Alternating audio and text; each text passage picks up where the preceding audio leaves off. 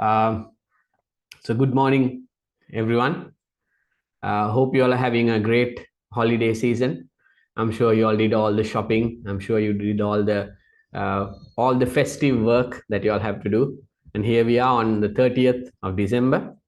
So let's quickly, before we quickly move on to the topic, let me talk a little bit about who organized this webinar and about a little bit about myself as well. So my name is Errol Johnson. I have been a photographer professionally for 13 plus years. Plus, I have learned before that as an amateur about 3-4 years. From then onwards, I've been a full-time photographer for 13 years. And not only do photography, but I also do videography. I do like live streaming and webinars, and I am also a first aid trainer. Uh, and who organized this webinar is Amazing Birds Sri Lanka is the ones who organized this webinar. They are a community, relatively new, but I think they have a growing community. Those are the ones who organize this webinar, right? So I have compiled a list of things. I'm sure you saw on the flyer. You saw the list of items, the modules that we're going to talk about. So let me quickly dive into what the modules are, right? So let me screen share with you the webinar, right? So introduction to digital photography, right? That's what the topic today, okay? So there are different areas of photography that we talk about. Introduction to digital photography is a quick 1.5 hour session where we look at how we can just know the basics of photography, how we can know the what do you call a quick learning so that we can go out there and shoot and start shooting. It's not anything intermediate. You don't learn little advanced things, but this is a quick learning. Okay, that's what introduction to digital photography is. Okay, so that's our webinar today, right? Let's quickly move on to the next slide. Right. So first module we're going to talk about is what camera to choose. Okay.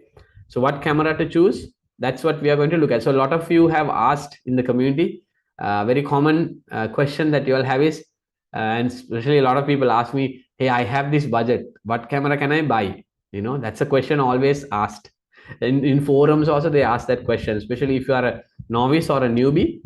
You will always ask this question: what camera can I buy? Can you please tell us what camera to buy? That's a question that is normally asked, right? So if I were to give an honest answer, you can't actually say please go and buy this camera. You know, that's a biased answer. I'm a Canon user. I also have Nikon camera, just one Nikon camera, but I can't straight away look, can you go and buy a Nikon, go and buy a Canon? No, I can't say that. So let's look at let's look at this other slide and see. Okay, so what is this? You know, there are thousands of cameras. Many camera brands are available, and many camera brands. So you know these things. I'm sure if you are in the world of photography, you know about these cameras. So some of the key players that actually bring a lot of innovation to the industry, actually bring a lot of cameras that shape the future of how photography is taken. These are the key manufacturers. You have Sony. Sony is doing so well in the mirrorless market, in the mirrorless camera segment. They are doing so well. They pioneered that mirrorless segment. And then you have Canon is an age-old company. So many people today use Canon. Still they use Canon. There are a lot of people who use Sony, but still so many of people who use Canon. So many people use Canon, right? And then you have Nikon. Nikon is a very famous player. In Sri Lanka also, there are so many Nikon shooters. Worldwide, you get so many shooters. And then you have suppliers like Fujifilm. Fujifilm used to be very famous those days, but then later on they went through a phase, and now they are doing a good lot of digital cameras, right? And then you have Panasonic. Then you have a brand called Leica. I'm sure you heard of Leica. And then you have Hasselblad. Hasselblad is a segment where a lot of photographers don't touch, but I think in Sri Lanka also there are a few photographers who have that. And then you have Ricoh. Ricoh is also a famous brand. So there's a world famous street photographer. I forget his name, but he uses this brand called Ricoh. So he just carries a small Ricoh camera, right? So very advanced camera. he just goes around, award-winning photographer, but he just goes around and clicks with these small camera. So what must you understand? Your equipment that you use only is a part. Your knowledge on the subject, your knowledge on the technique, everything really matters, right? So what camera to choose? There are thousands of cameras and many camera brands, right? So the point here, very important. You must choose the gear to suit your work and your style of shooting, right? So that's important, because someone said buy this camera that's $10,000, don't go and buy it. May not be useful for you, so I started with a very small camera. I just made an investment of 7,500 rupees when I bought my first beginner DSLR, the Nikon 3,100, sorry, not 7,500, 75,000 rupees, way back in 2010, I guess. Yeah, 2010. 75,000 rupees. That was a beginner DSLR. That's the first beginner DSLR that I had. So start from there, so you have to know the technique of how to really use all these buttons in a DSLR before you go and buy a big camera. So choose your gear based on what work you are doing. Are you into weddings? Are you into fashion? Are you into wildlife? Or are you just shooting your kids at home? If that's what you want, you want to get good quality pictures just with your kids, I mean, have a budget and buy that, right? So that's very important for you to understand that. When you say what camera to choose, what is your style, what is your priority, right? Okay, so very important thing. Remember, the camera is only a tool. I keep on saying this to whoever is learning, because you are the one who's going to make the difference. So I can give you my camera, quite advanced Canon, and ask you to shoot with it the same shot I took, but you might not. I'm sure, or sometimes you might do better than me also, I don't know, but you might be able to do better than me. Well, how? Because you might not, because you might not know the correct techniques. You might not know the 100% know the correct techniques. So now what you need to understand is the camera is only a tool. It's only a tool. You are the one who is going to make the difference in that tool. You are the one who is going to operate it. AI is not going to do it automatically. It won't happen. But today cameras have become so advanced that sometimes you can just click a picture raw and put it into your workflow and start editing, right? But there is a lot of learning as well, right? So camera is only a tool. You are the person operating it, and you are the one who is going to make the difference. Okay, right? So how, when you say what camera to choose, most of the time your decision will be based on the price of the camera, your budget, right? For everything there's a budget. You want to host an event, there's a budget, right? You want to buy a car, you want to build a house, everything. So I think when people call and ask me, hey Machang, or hey Errol, I want to buy a camera, the first thing that I ask is, tell me your budget, right? So depending on your budget, there are various models. We have the DSLRs, the mirrorless, the full frame, the crop sensor. Then you have the point and shoot, bridge cameras, action cameras, Hollywood level cinema cameras, Netflix approved cameras, so many are there. But first thing I ask is, tell me your budget. So 90%, 95% of the time when someone asks me what the camera I want to choose, I would say, tell me your budget. Then I will tell you a camera that will fit you, whether it's Nikon, Canon, or Sony, right? So there are various cameras. Today you have, I can tell you, there are like every 3 months there's a camera, 2 months there's a camera being released, right? And they can start from like $200, $300, all the way up to thousands of dollars, right? There are so many cameras, right? So you can buy a Hasselblad for $10,000, right? So we have various cameras. Okay, so there are two types. Now how you have to understand the two types of cameras. Now when you come to the choice of camera, there are two types of cameras, right? One is the professional bodies and the semi-pro. Out of these, the two types are from these. One is the professional cameras and the semi-professional cameras, right? And now today's world, we have divided into two, the cameras, the professional or semi-professional. It's divided into two. What are those two? Either the DSLR or the mirrorless cameras, right? Digital single lens reflect cameras, or you can call it the mirrorless cameras. So mirrorless cameras is the future of camera technology. Why? It's small, it's compact, and a lot of users want compact cameras. A day before, I was shooting a wedding, so I shot with my mirrorless camera, and then my assistant was shoot. Two of my assistants were shooting with the DSLRs, and then later on, at one point, I took the with the bigger lens and the DSLR. It was so heavy, so I thought, okay, let me switch back to the mirrorless. You know why? Because ease of use. Mirrorless has ease of use, and there's a lot of technology that's cramped into the mirrorless camera, right? So it's going to be DSLR or mirrorless. That's how your choice is going to be, right? So at the same time, your professional or semi-professional camera is going to be separated as body and lens, right? Now, normally people understand as if you take a mobile phone, what's the camera we are? So we don't talk about the lens as much, no? But when you look at professional and semi-professional cameras, we have the body and the lens, right? So when you say I'm going to be a professional, you have to have by the body first. What body am I going to choose? Whether it's the Canon EOS R, EOS R5, the Canon RP, the Canon R8, or Sony A7S3, the Sony A7R, Nikon EZ6, or whatever.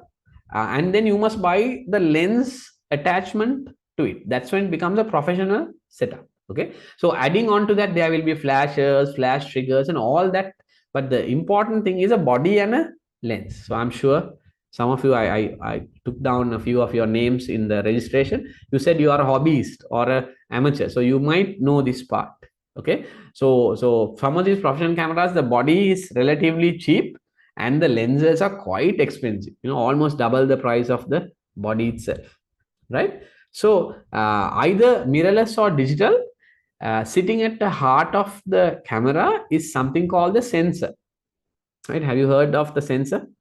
If you're in the chat, we can use the chat. It'll be very interactive, or I'll be talking and you'll be just listening. Have you heard of the sensor in a camera? If so, you can put a thumbs up or say yes or whatever in the chat. Use the chat. Okay.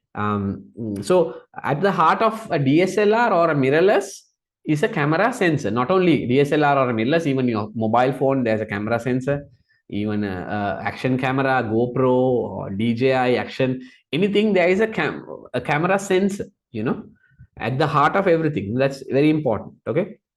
So depending on the size of the sensor, also the price will vary, right? So it's an important part. The sensor is a very important part. So depending on the size of the sensor, your camera the price of the camera will be determined by the one part of the sensor. It will be determined, right? So it will vary depending on the sensor. So we're going to talk a little bit about the camera sensor so that you will have an understanding. Because blindly, without going and buying a camera or me telling me to buy a camera, you will have a sense of why I am buying this camera and how the camera sensor affects the price and the quality of my picture, right? So as I told you before, the image sensor sits at the heart of every camera. The image sensor is so important, right? I'll tell you later on what sensors that I use as a professional, right? So I told you there are plenty of camera manufacturers and image sensor manufacturers. So Sony manufactures their own image sensors. Their image sensors are very superior. Canon manufacture their own image sensors and they are very superior. And some of the Nikon cameras use Sony sensors in their cameras. There might be certain tweaking done for their own product, right?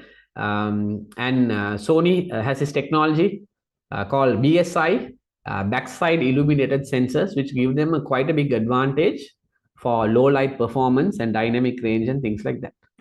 Okay, so here a quick diagram on how it works. So sorry, you point the camera at a subject, you point the camera at a tree or an animal. Since you love birds, you point it at a bird. What happens? The sunlight or whatever light, let's say sunlight, it's hitting on the bird and it's reflected into your camera, right? That's how the physics work, right? So when the light hits the subject and it comes through your lens, it comes through your aperture opening. We'll talk about it later. Your shutter is going to open, And then where does it come and end up? Where does it come and end up? It ends up in the camera image sense. It comes and ends up in the camera image sense. Okay, that's where it has to come, right? So if you get something wrong with your sensor, it's quite a big repair.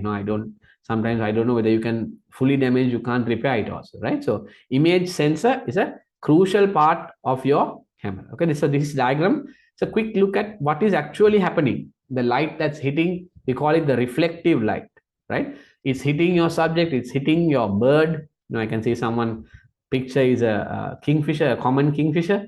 So a common kingfisher, the sunlight is hitting the kingfisher, and that is coming through your camera lens, through the aperture opening, through the shutter, into your image sensor, and the image sensor is reading it.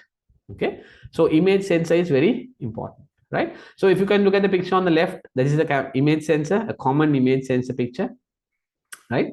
So what do when you are thinking of buying a camera? You most probably should be wondering about, I know the budget is one part of it, but what size of a image sensor is important. So maybe you know this, or maybe you don't know this, but the size of the image sensor is important. So now blindly don't go and buy. Someone says a camera is 150,000. Think about it. What is the image sensor? Do some research, right?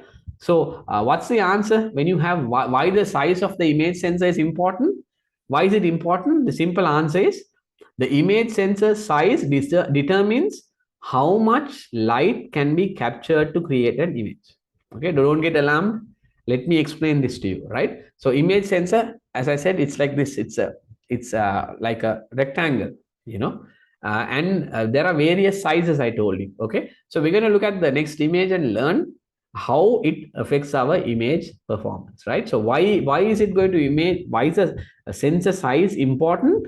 It determines how much of light it can capture to create an image, right? Okay, so this is I told you same picture, a common scenario of how an image sensor should look like, right?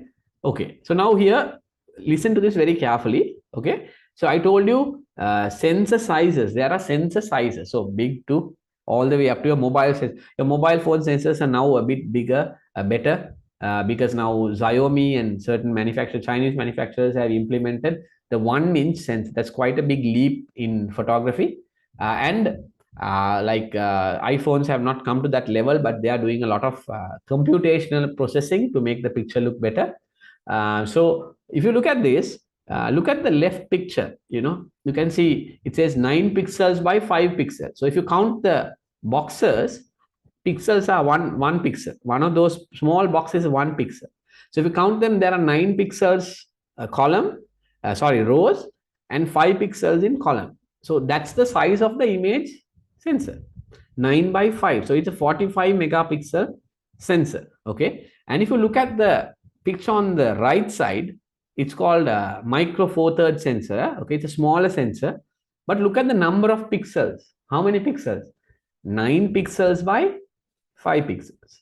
So the pixels are same for both sensors are having same pixels. Let's say the left side one is a Canon 45 megapixel Canon R5, and the right side one, these micro four thirds are popular with Lumix cameras. Panasonic Lumix cameras, they are famous for their micro four thirds cameras.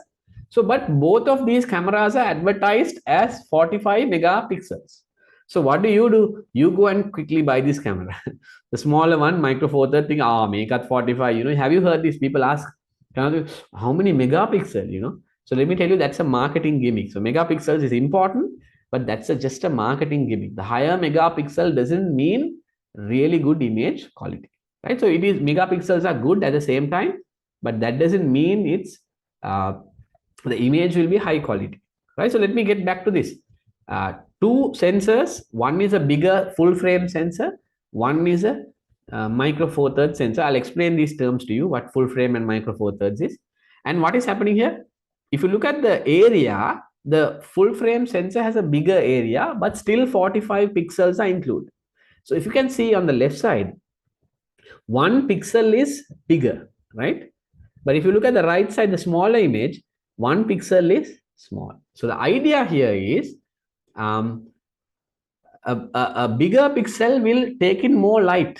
You understand? Let's say take this one bigger pixel as a room, right? So the bigger sensor has a bigger room, so you can push more light into that room. But the smaller one on the right, it's a smaller room, so you can only push little bit of light into that room. So what happens is, naturally the full frame sensor on the left will have better low light capabilities, will have better dynamic range. Okay, so naturally the full frame sensor is going to be better. Okay, is that understood? Very clear? Okay, let's move quickly to the next slide. Just a little bit of idea on how sensors are going to work. Okay, so now this is the diagram. Very quick. If you can see on the first column, medium format cameras. Medium format cameras are Hasselblad. Hasselblad is a major manufacturer, but not a lot of people use it because the sensor is big. It's costly. Starts from $10,000. You can't get the return on your investment. So that's a medium format camera, right? And then you have the full frame sensor. So full frame sensor is like the ideal. If you can see the crop factor on the third row, if you can see number 1, the full frame, second column, third row, you see 1. So we consider the full frame to be the ideal. It's the ideal sensor, right? So we base everything on the full frame. On left side is the medium format, and right side everything smaller than the full frame. Okay, so full frame is the ideal, considered as a standard, right? So that's what many people use. I use full frame. So I told you I'll explain this to you.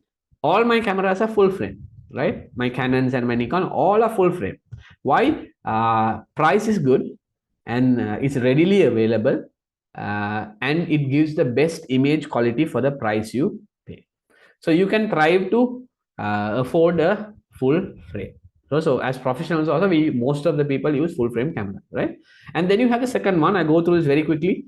A crop sensor. I'm sure you have heard of crop sensors. Nikon has a 7000 series. Canon has the D90.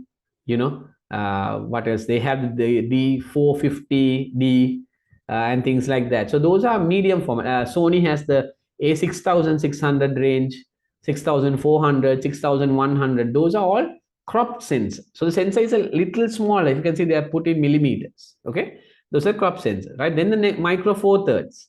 That's mostly found in like Panasonic Lumix series. They were capturing that market. Okay, and then you have the 1-inch sensor. 1-inch sensor is in your drones. And I told you the Xiaomi has this 13 Ultra phone, 14 Ultra, which is coming out. Those have 1-inch sensor. And then you have your mobile phones, which are small sensors, which cannot capture a lot of light. Okay. The next one, see, so quick diagram here. What are the sensors? Medium format cameras like Hasselblad, and then full frame Canon, Nikon, APS-C. Action cameras have a smaller sensor. Now they are making bigger sensors. Okay, just a diagram. How the electronics work in this, quick one. And then here is the chart. Can you see? So blue color full frame, I told you, is like the standard, right? Everything else is compared to that. 35 millimeter, we call it the 35 millimeter, right? And then everything, can you see the smaller ones? Other than the light blue one, everything is a smaller one. APS-H from Canon, APS-C crop sensor, widely used sensor in most cameras. And then you have the Canon Micro Four Thirds point and shoot smartphone, things like that. Okay, so I'm going through this a little bit fast because of time. Full frame versus the rest. Okay, so what's the advantage of buying a full frame? Full frame has better low light capabilities. So if you go into most scenarios, like let's say I shoot a lot of events, weddings, birthday parties, and all that, there's going to be low light. And let's say you are shooting birds, wildlife also. Let's say you are going early in the morning to capture the birds, or a little bit later in the evening, then you need these low light capabilities, or your images will look grainy, noise. I'll talk about noise later. So it performs much better in low light. That's why when you take it with a smartphone, it does. Today we have Google and Apple doing a lot of computational photography behind the scenes, but yet you will not get the better low light capability, right? And then you get something called the bokeh. Don't think of it from a Sinhalese word point of view, right? But we call it bokeh or bokeh or anything, right? So this is a full frame. What does that mean is the background blur.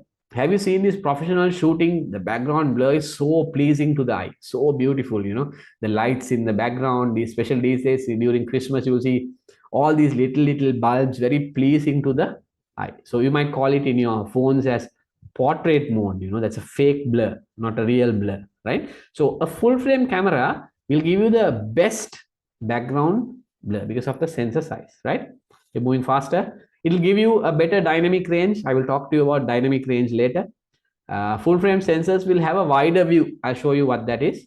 If when you shoot with a crop sensor camera or a micro four thirds, the view will be small. If you, let's say both of us are shooting, so I am shooting from a full frame, you are shooting from a micro four thirds, but same lens, let's say same lens, no difference in lenses. Same person we are shooting, I will have a bigger view of that person. You will see the person in a bigger view because of the sensor size. But the APS-C will give you a cropped because the sensor is cropped, right? Okay, so here if you can see, I don't know whether Zoom is allowing you to see it in highest quality possible, but noise performance, right? So the left is the full frame, the right is the crop sensor. The full frame one, you can see when you go now lower ISOs, you can't see huge difference. But when you push the camera to higher ISOs, I'll talk about ISO later. That's the sensitivity of your sensor. You will have a lot of noise, grain noise in it in a crop sensor. Okay. Here I told you bokeh, the background blur. If you can see, the right is the full frame. You can see behind this person, famous photographer in the US.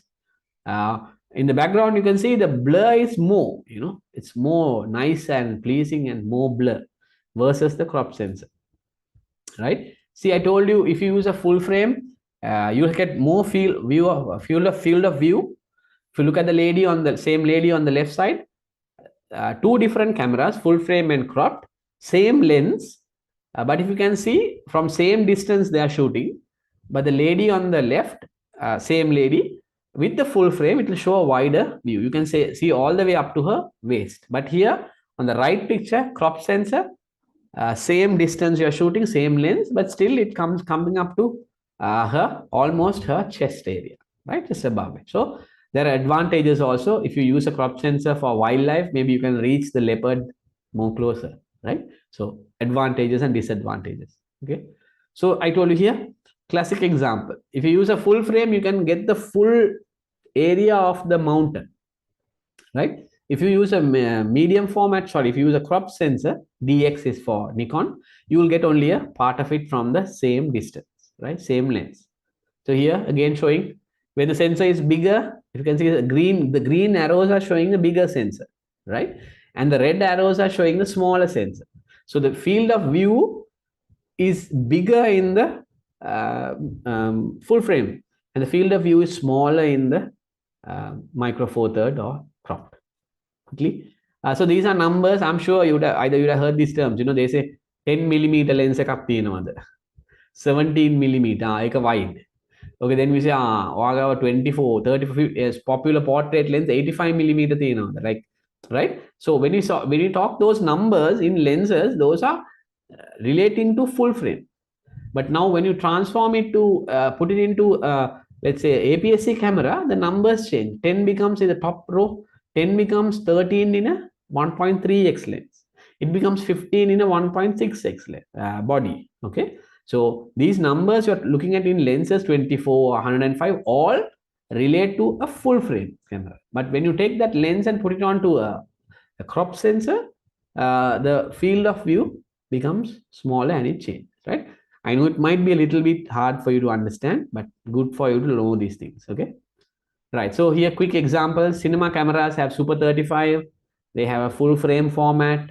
Super 35 is wide format. You see movies in this wide format. Camcorders, DSLRs are micro four thirds, and you get like point and shoots and phone cameras mini. Okay. Right. So factors that determine your camera's purchasing decision. What are the factors that are going to decide on you buying these cameras? What are those? Price, obviously. I told you that's 90% of what you want. Right? And then sensor size, how big the sensor is, right? The type of work you do. You might be just a vlogger. So do I need to buy a very heavy DSLR with a bulky lens, high performance? Maybe not. So you can buy a small, you have this amazing Sony cameras, these, made for vloggers. What a great market they have captured. And they have stabilization. So when you move it around, it stabilizes your video footage, right? Or for photography, it's easier. Maybe you want to shoot without like causing a lot of attention. Let's say, for example, you're going to Dalada Maliga, right? And then you want to take a picture. You take big equipment and go. They may say, oh, can't film. So what do? You take a small camera like this, non-intrusive. Not everyone is going to say, they won't look at you. Quickly take the pictures, but the camera is good, sensor is good, you produce high quality image, discrete work, okay? Type of work that you are doing. And the ecosystem, when I talk about the ecosystem, it's, let's say I'm invested in Canon. So most of the equipment that I have is Canon. So I have to buy Canon adapters. I have Godox flashes, third party, but it has to be Canon mount to my Canon camera. I can't buy a Godox that's good for Nikon. So ecosystem, like you say in like apps, and let's say your Apple's ecosystem. So you have iPad. It's easier for you to connect to your iPad from your iPod, something like that. So I need to have everything related to Canon. My lights need to synchronize with my Canon camera, not a Sony camera, right? So ecosystem, have you already invested in one brand? So now you need everything specific to that brand, unless you're selling everything and going for a newer system. So that will determine your purchasing decision, right? And then you have personal preference. Capuat Nikon, Capuat Canon, no, Capuat Sony. There are people like that. So that's your personal preference. I love Canon colors personally. So I mean, so all the manufacturers have good colors, but Canon's color is known. You can just Google it. They are well known. So Canon's color is good. So I have a personal preference towards Canon. No bias. I think there are other manufacturers who does amazing cameras too, and I have shot with them. But I have invested in Canon, and I have personally preferred that, right? So that's how it's going to be. Those are the things. So when you're going to purchase a camera, what camera do I purchase? All these things have to come into the picture. The size of the sensor. Why? Because it matters. The price, it matters, because you have a budget. You are not a professional, maybe like me. I think most of you are not a full-time photographer. So you don't want to spend, I'll invest 500,000 on a body because it's going to give me a return on my investment, right? But you may not, but you might, you don't know, you might invest. But and then you have all these other factors: personal preference, the ecosystem, whether you're the type of work you are doing, whether you're a bird photographer, whether you are a vlogger. All these things matters, right? So now is the time for questions. So we're going to go every module. After every module, we're going to go Q&A, right? So you can unmute your mics or put it in the chat if possible. I'll give you a couple of minutes and share your thoughts. If you want to attach a picture even, that's okay, of your camera that you have. Anything related to this module that we just spoke about, the purchasing decision of the camera, you can quickly share it or unmute your mic and ask the question, and I will answer that. Okay, let's take not more than 2 minutes. If you all have any questions, if possible, please do ask.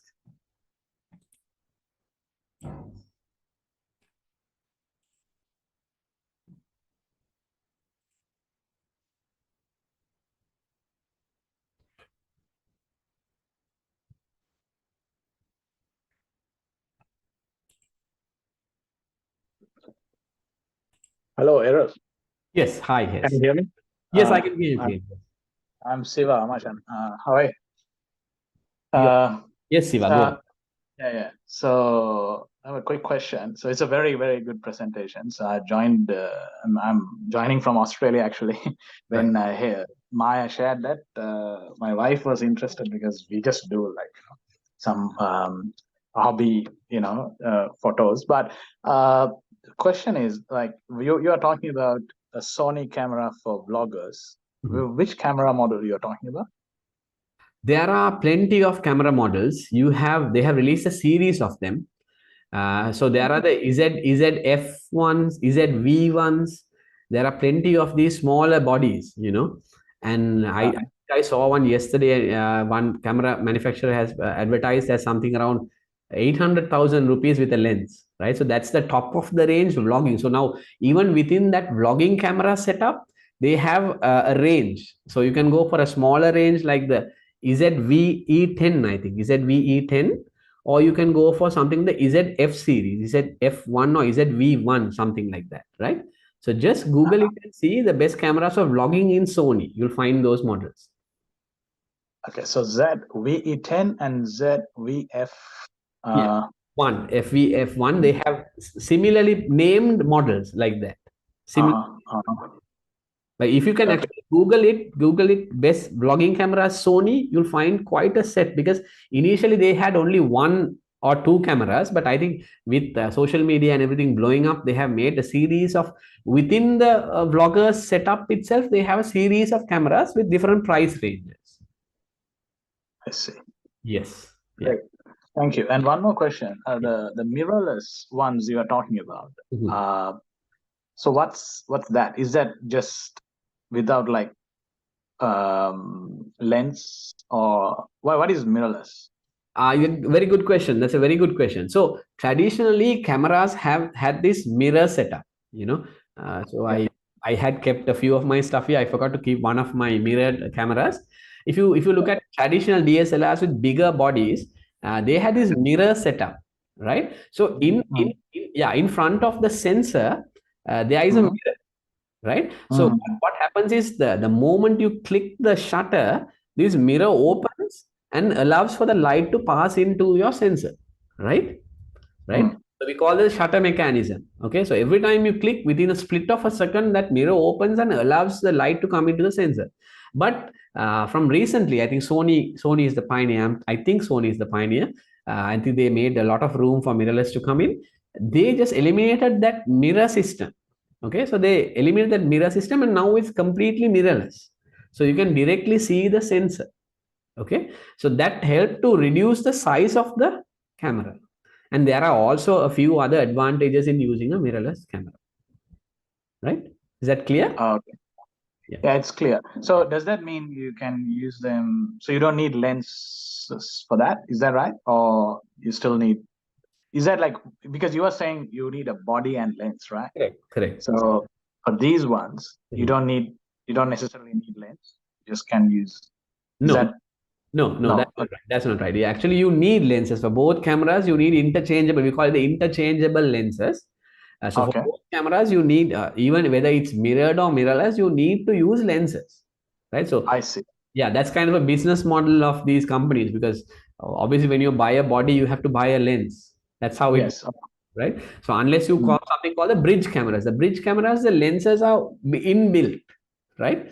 So sometimes you may see these cameras from Nikon where you say that you can shoot the moon all the way, zoom up, super zoom cameras. Those are bridge cameras. Those lenses are inbuilt.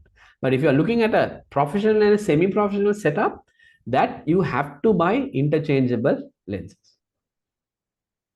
Right. So regardless of mirrored or mirrorless, you have to buy lenses. Yeah. So lenses also vary. You have cheaper versions of lenses, standard lenses and things like that. But you have to buy mirrored or mirrorless. You have to buy lenses.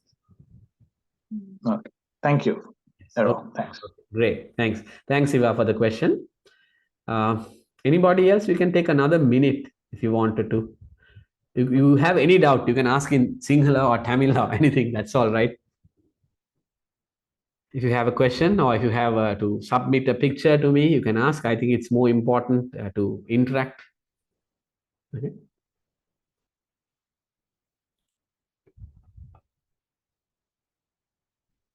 Right. Okay. Nobody. No questions. Okay. As same. Let's move to the next module. Okay. So that's the first question. How do we? What camera to choose? Right. Okay.